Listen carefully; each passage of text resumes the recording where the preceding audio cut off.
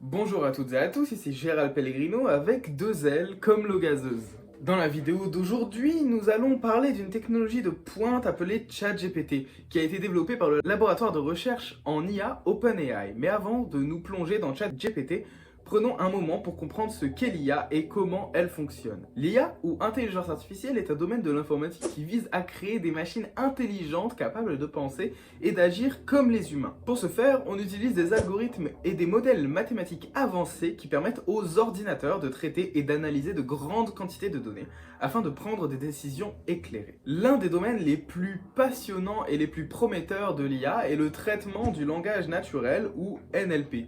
Cette technologie permet aux ordinateurs de comprendre et de générer un langage de type humain, ce qui leur permet d'avoir des conversations avec les gens, et c'est là que ChatGPT entre en jeu. ChatGPT est un grand modèle de langage qui a été entraîné sur des grandes quantités de données. Il s'agit d'un chatbot alimenté par une technologie d'IA avancée.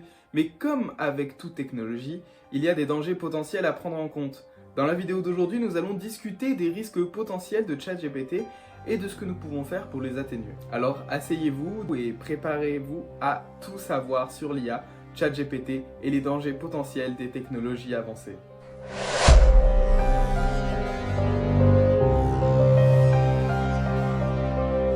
Vous l'aurez peut-être compris, ou ça va peut-être vous étonner, mais tout ce que vous venez d'entendre a été généré entièrement par de l'intelligence artificielle. Que ce soit le texte qui a été généré dans un premier temps par ChatGPT en anglais, ou alors la traduction qui a été faite avec DeepL, un autre logiciel, entièrement de l'anglais au français, qui est un logiciel du coup qui fonctionne sur le principe du deep learning. Tout, absolument tout ce que vous venez d'entendre a été fait par de l'intelligence artificielle. Récemment, on a vu émerger énormément de nouveaux modèles d'intelligence artificielle, donc qui génèrent du texte, qui font de la traduction, ça c'est beaucoup plus vieux, et aussi qui génèrent des images extrêmement stylées sur base de simples petites phrases de description, ou alors qui étendent des images par rapport au contexte, ou même juste qui transforment des images en des dessins, par exemple avec certains filtres TikTok qui traînent en ce moment. Je peux comprendre du coup que ça peut faire peur. Ça peut faire extrêmement peur à toutes les personnes qui sont dans les métiers de l'art et de la création artistique, notamment du coup par exemple les graphistes récemment qui ont vu leur travail être plus ou moins égalé, même s'il y avait quand même pas mal d'erreurs, par des intelligences artificielles comme DALL-E 2 qui est sorti aussi des labos d'OpenAI. Mais aujourd'hui je vais essayer de vous convaincre qu'en fait l'intelligence artificielle ne va pas voler votre travail, tout simplement parce que l'intelligence artificielle ne peut pas, en tout cas à l'heure actuelle, ne peut pas remplacer l'humain.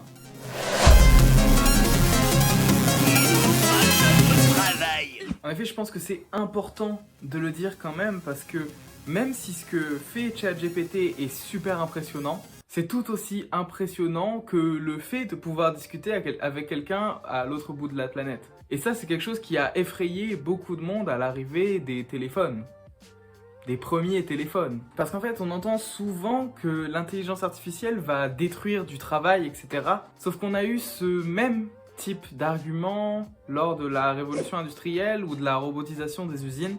Certes, il y a des jobs qui ont disparu, mais il y a de nouveaux jobs qui se sont créés, en fait. Je vais donner un exemple bête, mais à l'apparition des premiers robots, certes, il n'y avait plus personne qui travaillait sur les tapis roulants à la chaîne comme ça, mais il y avait quand même besoin de gens pour configurer ces robots. Ou des techniciens pour les réparer aussi. Le travail change tout simplement de place. On donne le travail qui est de dur labeur et le travail qui est entre guillemets chiant à des robots qui n'ont en fait tout simplement pas d'émotion et qui ne ressentent pas la fatigue tout simplement. Ensuite maintenant on peut quand même entendre que ChatGPT ou DALL-E, donc les IA d'OpenAI, sont des intelligences artificielles qui travaillent sur le domaine artistique.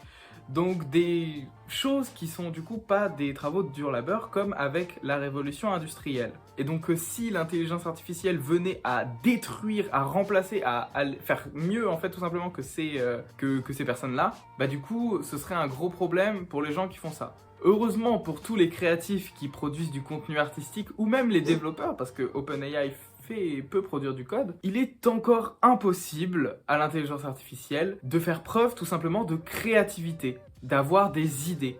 On est obligé de lui demander de faire des choses. Parce que oui, l'intelligence artificielle n'a pas de conscience. À l'heure actuelle, le terme intelligence artificielle est un abus de langage. L'intelligence artificielle, c'est un concept, c'est un domaine de recherche, mais c'est pas quelque chose qui existe encore en soi. Pour le moment, on devrait plutôt appeler l'intelligence artificielle système apprenant. En fait, tout ce qu'on sait faire pour le moment, c'est des systèmes informatiques qui ressemblent à des réseaux de neurones, donc qui ressemblent un peu au concept du cerveau, mais qui n'ont que comme possibilité d'apprendre ce qu'on leur demande d'apprendre, et du coup de produire ce qu'on leur demande de produire. Et donc certes, on a vu une énorme évolution depuis un certain temps, mais les intelligences artificielles en soi ne sont pas capables de produire du contenu elles-mêmes. Quelque chose en tout cas de créatif qui pourrait nous entertain.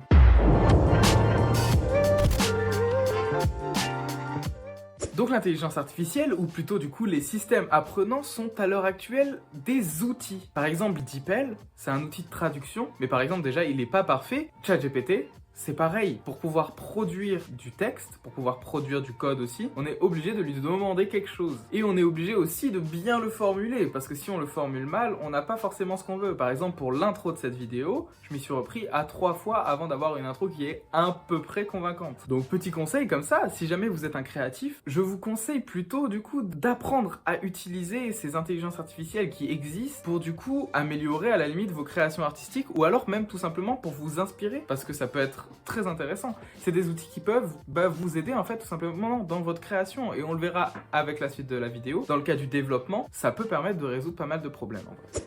J'ai finalement décidé de ne pas vous faire de réelles démos de ChatGPT, mais j'ai préféré séparer ça en 2 vidéos pour avoir du coup une vidéo, donc celle-ci, qui est plus abordable pour tout le monde, et une vidéo plus technique sur vraiment ce qu'on peut faire avec ChatGPT. Du coup, j'espère que cette vidéo vous a plu, que vous pourrez vous abonner pour voir la prochaine vidéo du coup sur la partie un peu plus technique qu'on peut faire avec ChatGPT. Donc voilà, j'espère que la vidéo vous a plu. Si c'est le cas, n'hésitez pas à mettre un like, à vous abonner, à la partager. Et je vous dis à la prochaine pour une prochaine vidéo.